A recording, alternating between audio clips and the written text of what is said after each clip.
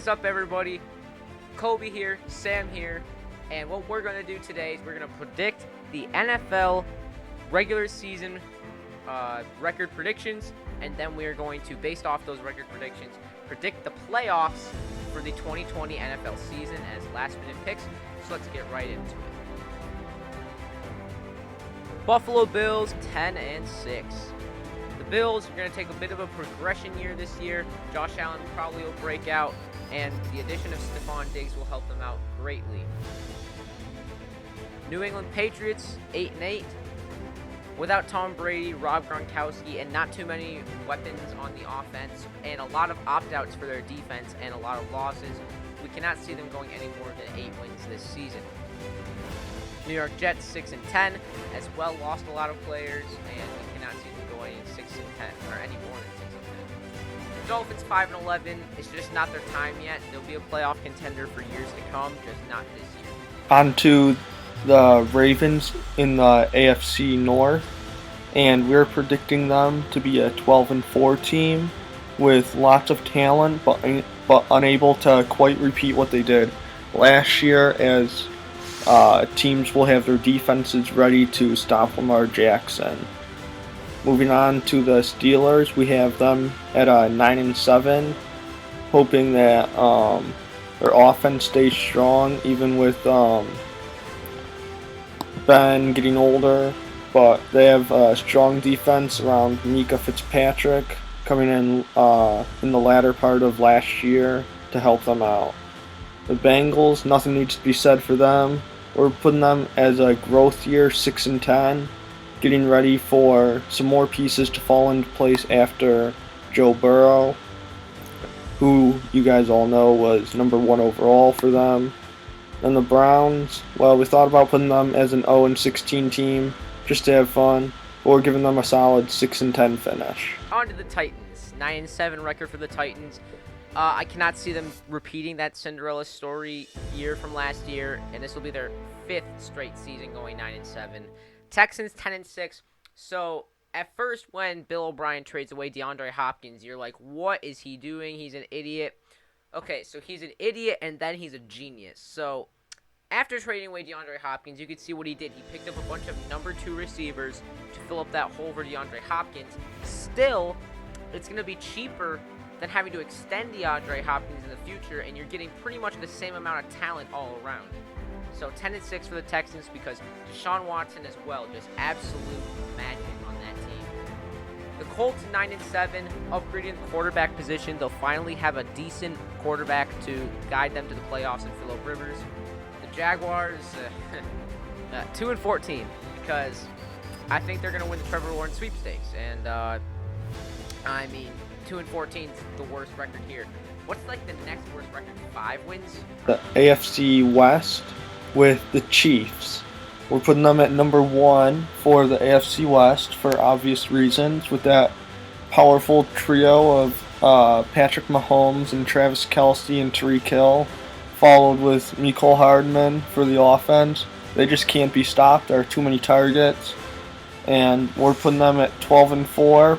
They might do better. They might go 13 or 14 wins though, but we're putting them definitely at the top for their division. Followed by the Raiders, 9-7. Hopefully the rookie Josh Jacobs can follow up his performance from last year, where he was one of the top rushers in the NFL, and that was as a rookie, so now he has more experience. Chargers, they're going to have an okay record, 8-8, probably won't make the playoffs, but if they surprise us with a couple wins, they could make the playoffs and slip in, which would be nice for them. Broncos, they don't have any superstars on their team, but they've got a solid team, and we're projecting them to get a 9-7 finish, which might slip them into the playoffs as well. Moving on to the NFC, starting with the NFC East. Dallas Cowboys, we predict 10-6. A star-studded offense with Dak Prescott, Zeke Elliott, Amari Cooper, Michael Gallup, CeeDee Lamb, might I add, who they somehow got in the draft this year. Too much talent all around for them to fail. Moving on to the Eagles, 9-7. Injury woes probably will keep coming to them as their right tackle, I forget his name, he just got injured for the whole season. Carson Wentz, hopefully he can stay healthy. He's poised for a monster year this year. The Giants, 7-9, a little bit of a progression, but not much. Daniel Jones still young, inexperienced, and not much on the offensive line to give him too much protection. And then the Washington football team, 4-12. I love Ron Rivera as a coach. The thing is, I just don't think there's enough talent on this team, even with Kyle Allen or Dwayne Haskins as the starter. Terry McLaurin is really the only great player that they have on that team. We're moving on to the NFC North here with the Packers, finishing at a 9-7. Even though Aaron Rodgers is getting older, he's still a great quarterback, and he'll have great support there with Aaron Jones as a stunning running back. Vikings, we're not expecting quite the year that they had last year, so we're putting that at an 8-8, although they can be much higher. They could be a 10-win team, as high as that, I'm saying, behind Kirk Cousins and Adam Thielen, but they did lose Stephon Diggs this year to the Bills. The Bears have an 8-8 record behind Mitch Trubisky, but we're not sure that he'll be around much longer. He's just had some mediocre stuff to give, and who knows what he'll do this year. The Lions, let's see what they can do this year. They have one of the most hyped up tight ends from last year who didn't do much, but they also have Matthew Stafford, who has a cannon for an arm, MVP level quarterback. He is crazy. He was injured last year, I believe, but hopefully he'll come back better than ever. Right, moving on, NFC South. In first place, we have the New Orleans Saints at 13-3. What can we say? Drew Brees. I hope that they win a Super Bowl this year for Drew Brees, and I'm gonna guess it's his final year, especially if they win the Super Bowl. It's gonna be his final year. Peyton Manning retired after that. It'd be great for him to go off from football like that. In second place, the Tampa Bay Buccaneers at 10-6. Tom Brady, Rob Gronkowski, Mike Evans, Chris Godwin, LaShawn McCoy, and now Leonard Fournette. That's a lot of talent. I just think Tom Brady and company, they're just a little bit overhyped here. Everybody's like, oh, they'll go 12-4, 13-3. I just don't think so. Here's a bit of a shocking pick to some. Panthers 9-7.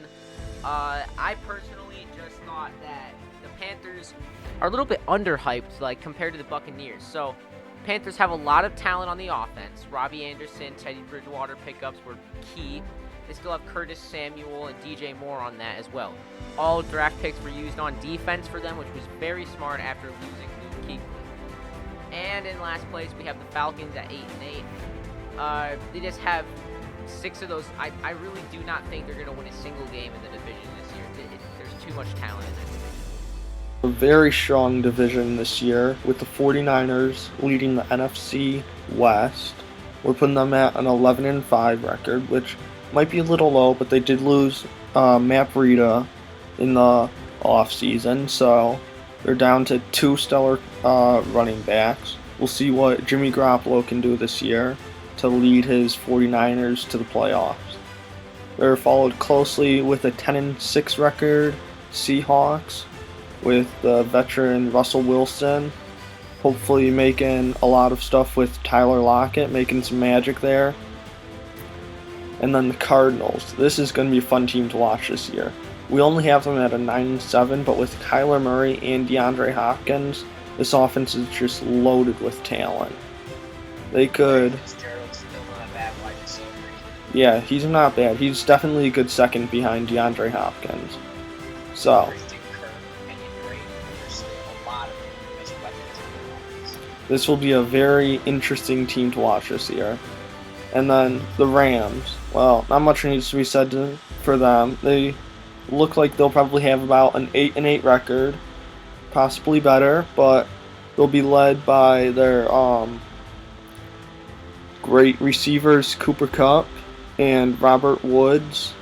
Okay, Jared Goff will hopefully have a great year like he did a couple years ago. But that's it for the NFC West. Okay, guys, we're back with the playoff picture now. Now, this could be very interesting playoff year. We're having for the AFC first round Texans versus Titans. We're having Bills versus Colts, Ravens versus Raiders. Now, for the Texans-Titans game, we're having the Texans coming out on top. Obviously, they have some crazy talent on that team. Not that the Titans will be any slouch, but Texans are just way better. On the second game, we have Bills and Colts, with the Bills coming out on top. Hopefully, Stephon Diggs will lead them strong as a wide receiver this year, and John Brown can help him. In the third first round game, we have Ravens and Raiders. Ravens, we predict, will win this one. So, second round is where the first seed Chiefs come in. They will be playing the Texans. For that game, we have the Chiefs winning and moving on to the conference finals. For Ravens Bills, we picked what you might call a dark horse and had the Bills beat the Ravens. A bit of a surprise to some, but the Bills do have some talent this year, and they have the ability to take out the Ravens. Just can they? So then, conference finals is Chiefs versus Bills. Unfortunately, we had to put Chiefs as winning that one and going to the Super Bowl. Okay, let's go on to the NFC. Starting off, first game, 4-seed Packers, 5-seed Buccaneers, 3-seed Cowboys versus 6-seed Seahawks, and then 2-seed 49ers versus the 7-seeded Cardinals. So, starting with the Packers and Buccaneers, we had the Buccaneers coming out on top here. They might be out of way, they might be playing Aaron Rodgers and the Packers, but there's a lot of talent on that team. I think the Buccaneers are a better team than the Packers. The Packers did not go out and fix up any of their wide receiver woes if they needed to. And, yeah, so they're just not going to be as great of a team now. Moving on, Cowboys and Seahawks. Cowboys, I think they're going to repeat that thing where they just kind of went out very early last year, their first game. If you remember Dak Prescott's first year, they went 13-3, just destroying everybody, and went out in the first round to the Packers. I think they're going to go out first round here as well. Then 49ers and Cardinals we have, 2-seed versus 7-seed. So we wanted to go with another kind of dark horse thing here. We wanted the Cardinals coming out on top. It'd just be very interesting. It might happen. The 49ers might have some of that memories from losing the Super Bowl last year. You never know. So that would make the second round a Buccaneers versus Seahawks and Cardinals versus Saints. For Buccaneers versus Seahawks, we do have the Buccaneers coming out on top here. Buccaneers will be home there, which surprisingly, it will be a 5 versus 6 seed. But I think the Buccaneers will persevere and come out on top. If they don't, it's going to be a question if the Seahawks will have enough star power this year to actually overcome the Buccaneers. Cardinals versus Saints. Saints are going to win this one. Drew Brees, Michael Thomas, Emmanuel Sanders, Alvin Kamara. Lots of weapons on that offense that can overtake that still kind of lackluster Cardinals defense. Chandler Jones, I know, is pretty good. And Budda Baker's another good defensive back on that team. But the Saints will still come out on top here. Which brings the NFC Championship to a Buccaneers and Saints showdown. High-scoring game, most likely. We have the Saints coming out on top here and moving to the Super Bowl. And now, for the Super Bowl, it is the Chiefs versus the Saints. Kobe, go ahead. So we have the Chiefs, Super Bowl champs of last year, loaded with that offensive talent. And the Saints, also loaded with offensive talent, and looking for a win for the aging Drew Brees. We have the Saints winning it all. Alright, thank you guys so much for watching this video. If you enjoy and want us to do more podcasts, leave a like, share this video, comment below. You know all the good stuff. If you're new, subscribe. And we will see you guys next time for another great podcast. I don't know what we're going to name these yet, but